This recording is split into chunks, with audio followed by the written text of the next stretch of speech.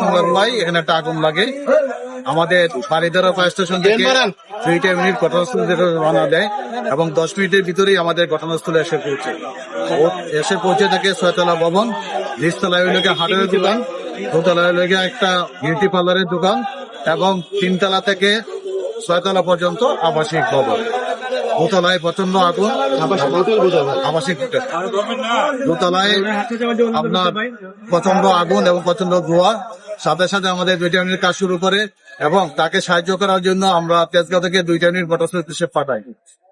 ঠিক 30 মিনিটের ভিতরেই আগুনটা আমাদের নিয়ন্ত্রণে চলে আসে এবং 13টা 40 মিনিটের মধ্যে আগুনটা সম্পূর্ণভাবে নির্বাপন করা হয়। প্রচন্ড ধোঁয়ার কারণে উপরে ধোঁয়াগুলো উঠে যায়। আমরা চিলিকুটায় আমরা 3 আমরা আহত এবং নিহত অবস্থায় পাই এবং একজনকে বাথরুমে অবস্থা পাই।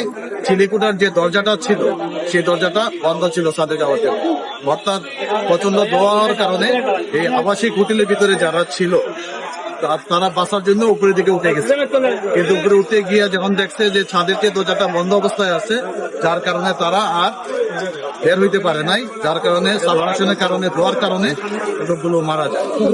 4 জনকে মৃত অবস্থায় উদ্ধার করি এবং পুলিশের কাছে রাজকের নিয়ম মাফিক বিল্ডিংটা তৈরি করা হয় না। আর এই বিল্ডিং এ কোনো ফায়ার সেফটি প্ল্যানও ছিল না এবং ফায়ার সেফটি ব্যবস্থাও ছিল না এবং সিঁড়িগুলো ছিল সরু।